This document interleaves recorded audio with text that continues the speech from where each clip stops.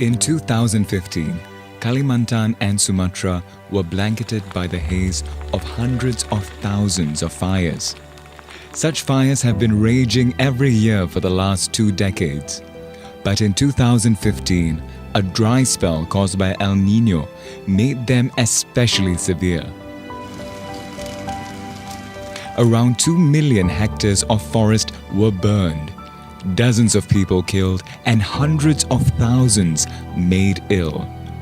Kami menjaga-jaga anak aja di rumah, bawa bapaknya langsung ke hutan mematikan api. Orang ribuan datang ke hutan tuh mematikan api, tapi tak mati-mati juga. Gelap asap. Kami kurung terus dalam rumah. Apabila jendela itu terbuka langsung masuk ke rumah. Tapi kalau ditutup kurang asap itu masuk. Much of the haze originates from a special type of land known as peatland, which is found in large areas across Indonesia. Peatlands can be as much as 200 times more damaging to the atmosphere when burnt than other types of forest. They store more carbon and, when burnt, release methane, an especially harmful greenhouse gas. In 2014, the village of Sungai Tohor in Riau, only 90 kilometers away from Singapore, was badly hit by fires and haze.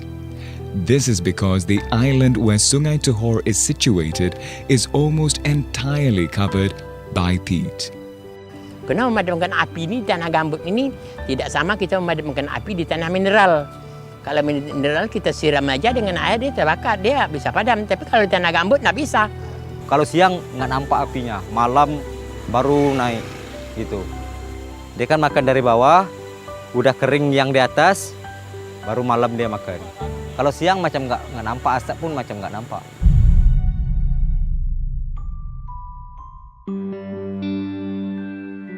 In their natural state, peatlands exist as swamp forests that are home to many endangered species, such as tigers and proboscis monkeys. Peatlands are also home to a large number of indigenous peoples and villages, such as Sungai Tohor, which have learned how to coexist with the land. The villages of Sungai Tohor do this by farming sago. Sago is a palm-like tree whose starchy trunk can be used to produce flour and noodles. Cultivating sago allows the farmers to earn a living while keeping the peat forests wet. Dulu masyarakat Sungai Tohor ini sangat bisa berladang padi di Sungai Tohor ini. Tapi kebelakangan ini itu pertumbuhan padi-padi itu kurang bagus. Sehingganya tahun 80-an kami bawalah masyarakat Sungai Tohor ini untuk membudidayakan tanaman sagu. Rumbia ini di tanah gambut ini sangat cocok sekali. Karena rumbia ini membutuhkan air. Juga tanah gambut juga tidak juga boleh kurang air. Rata-rata masyarakat Sungai Tohor ini sedikit banyak ada mempunyai kebun sagu. Sebab sagu ini bukan tumbuhan ditanam oleh masyarakat. Sagu ini setelah panen sampai penambangan itu sekitar 10 sampai 11 tahun.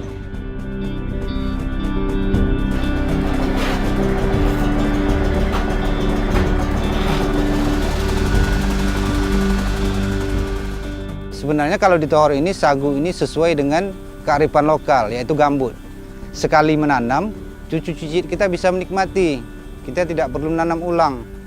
Karena sagu ini beranak pinak. Kita tanam satu, nanti tumbuhnya banyak.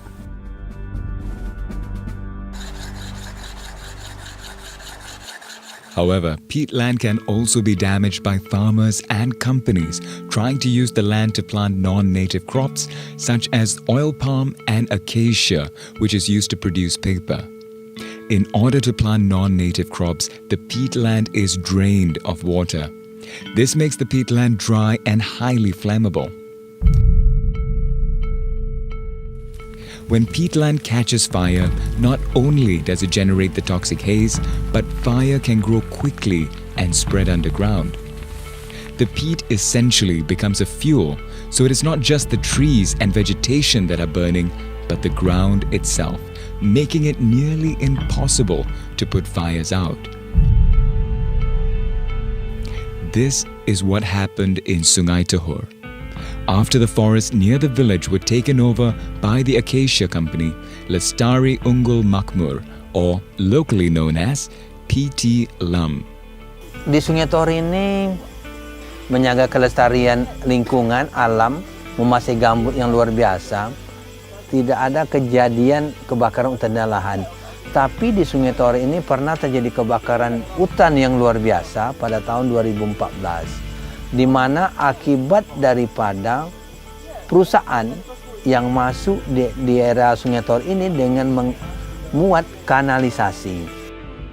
The Regency government started digging canals in 2007 to drain the peatland in Sungai Tohor for large-scale agriculture. These canals measured 4 kilometers in length. The government then issued a plantation license to PT Lam.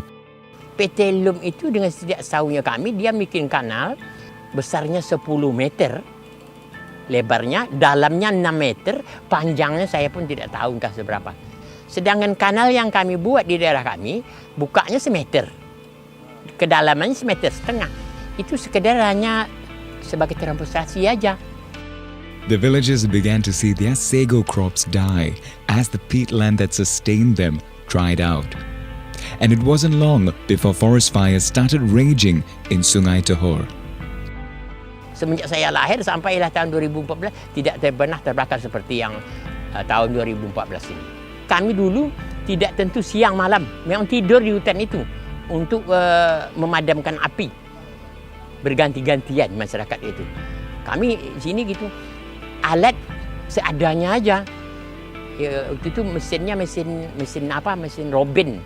Mesin robin yang pakai tarik itu pakai selang. Nah, itu pun air tidak ada. Memang tidak dapat dipadamkan lagi. Api cukup besar.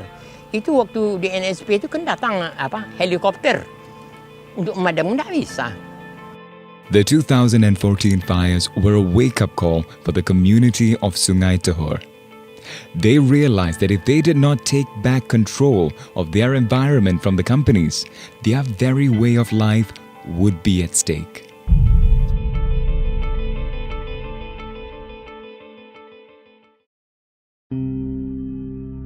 Luckily, the villagers of Sungai Tohor are both determined and resourceful. When Joko Widodo became Indonesia's president in 2014 on a platform of people power, he promised to take mismanaged forests from companies and return them to the local communities so that they could manage the land in the way best suited to their needs. Specifically, President Widodo set a target of returning 9 million hectares of land to local communities. The village of Sungai Tohor saw a chance to put their issue into the national spotlight. Supported by the environmental group Walhi, they started a campaign to invite the president to see the situation on the ground. After the president accepted their invitation, the village quickly found themselves at the forefront of this monumental shift in how forests are managed in Indonesia. Kampanye itu secara politik sangat masuk akal bagi presiden dan segera membuat planning untuk turun ke Sungai Tohor untuk melihat langsung apakah benar yang dikampanyekan oleh Walhi bersama masyarakat.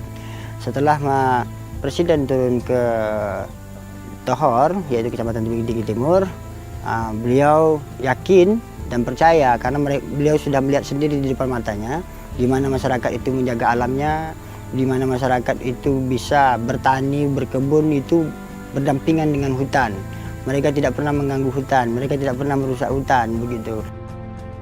In April 2017, the villagers' long struggle to stop the draining of their peat lands achieved success.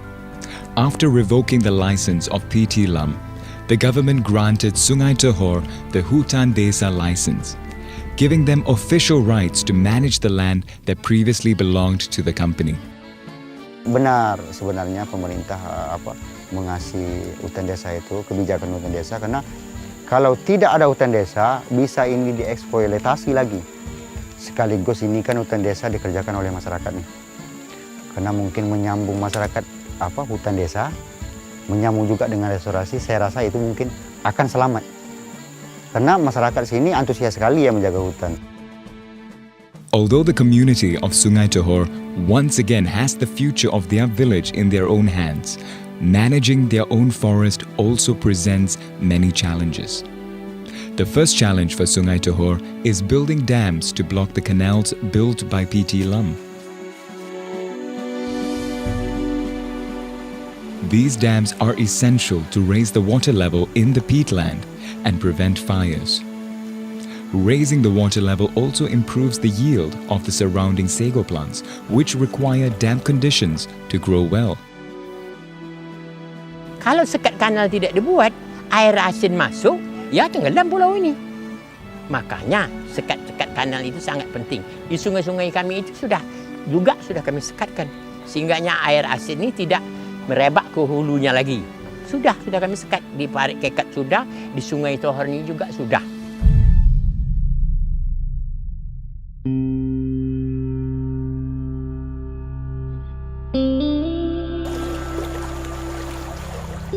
However, these canal blocks are expensive to build. A wooden canal block costs about 3,000 Singapore dollars and has a life expectancy of 2 to 5 years. A concrete canal block lasts longer but costs up to 10 times more, about 30,000 Singapore dollars. Setelah Presiden benar-benar yakin terhadap masyarakat, dia menanyakan kira-kira apa sih solusi yang masyarakat pikirkan pada saat ini untuk membasahi lahan-lahan gambut mereka. Masyarakat menjawab, kami sudah pernah melakukan yang namanya blocking kanal, tapi hanya sederhana saja. Nah, kami pun berharap Bapak juga pemerintah mau memberi bantuan ke masyarakat, yaitu sekat kanal yang kalau bisa itu permanen. Moved by the appeals of the villagers, President Widodo personally paid for the construction of one concrete dam, so far the only concrete dam in the village. The Singapore-based NGO PM Haze has also managed to raise funds for the construction of one wooden dam. So far, the village has built about 50 dams. However, they estimate that it will require 150 dams to block all the canals across the island. Building the dams is hard work. Each wooden canal block involves at least 6 men working around the clock for a week, driving wooden planks into the ground and the filling of about 250 gunny sacks with peat, all without the use of heavy machinery. However, the village has already begun seeing their hard work bear fruit. Jadi alhamdulillah sudah kami bikin sekat kanal, sagu kami mulai mulih kembali. Mulai dia memanjang kembali. Sagu ini sangat perlu sekali dengan air. Tidak boleh kekeringan air, makanya gambut itu harus basah supaya menghasilkan sagu dengan baik. Canal blocking is not all that the villagers are doing to restore the peatland. Under the netting of a wooden greenhouse, villagers store and cultivate seedlings of native plants which they are using to repopulate the burnt forest. Bang Yet, the local green thumb who constructed the nursery, encourages his community to join him in the replanting effort. Waktu itu saya menanam di sekitar sekat kanal ya. Ada beberapa pohon yang hidup. Saya tanam di sekitar sekat kanal. Karena saya sayang ya dengan lingkungan, karena saya tahu kita hidup pun butuh kayu ya, butuh kayu dan butuh oksigen lewat kayu segala macam. Nah, mulai sekarang saya sudah anjurkan masyarakat, ayo kerjakan kebun kalian, restorasikan kebun kalian, tanam. Lo bang, bibitnya gimana? Ambil. Bibit aku sentiasa ada tuh stok, bilang. Dari kecil sampai besar. Karena aku rasa kalau menunggu-menunggu kebakaran ini, dia tidak akan pergi dengan sendirinya sebenarnya. Kalau kita tidak berusaha untuk menghindari. Mencegah itu sebenarnya lebih baik daripada mengobati. Ingat itu yang paling saya pegang. Karena kalau sudah mengobati kan lama prosesnya bang. Tapi kalau kita mencegah dulu, kebakarannya tidak akan tumbuh sebenarnya. However, the villagers are racing against time. So long as the peat remains dry, it will burn away and disappear, lowering the ground level of the village. For the villagers of Sungai Tohor, restoring their peatland is not just a question of protecting the environment. It is an issue that concerns the villagers' very survival. Kita bagian pulau kecil. Nah di situ kan ada abrasi, ombak dari sana ombak, dari sini ombak. Nah ini penting sebenarnya restorasi. Kalau tanpa restorasi juga pulau ini pasti akan tenggelam.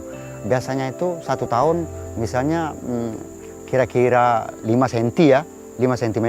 Tapi kalau dibuka habis itu bisa 1 meter. Bayangkan berapa jauh drastisnya. Makanya harus tetap dijaga dia sebenarnya, gambut. Daerah kami ini boleh katakan 75% gambut Pak. Kalau kami tidak pertahankan ini, saya pun tidak tahu akibat yang akan datang. Sungai Tohor, as well as the many thousands of other villages located on degraded peatland in Indonesia, need support in order to safeguard their environment and way of life. Governments, private donors, and even the public can help by supporting the construction of more dams, restoring the burnt areas, as well as buying the sustainable agricultural products produced by these villages. Nah harapan kita, karena sudah terbangun semua nih, ya, pada umum di Tohor ya, atau di sekelilingnya. Nah kita tinggal merehabilitasi semua daripada misalnya 4.000 hektar yang rusak itu yang harus kita rehabilitasi dari sekarang gitu. Masyarakat pasti akan mendukung dengan restorasi, tapi dengan catatan pemerintah harus berperan aktif, mendorong kepada masyarakat. What is happening in Sungai Tohor is a reflection of the problems faced by the world today, as humanity grapples with balancing economic and environmental concerns. For the residents of Sungai Tohor, it is clear where the priority lies. Ensuring that they live in harmony with their environment is the only way they can guarantee their livelihoods and indeed the survival of their village. Nah kita tak mau ke depan anak cucu kita bilang di zaman kita belum mampu menjaga hutan dengan baik. Itu mungkin. Kami sekarang terus memperluas penanaman sagu. Makanya kami mempertahankan bumi ini karena itulah masa depan kami Sungai Tohor. Juga kepada anak-anak kami ini memang kami tunjuk ajarkan bagaimana perkembangan yang buat di masa yang akan datang. Susah payahnya kita mempertahankan Sungai Tohor ini.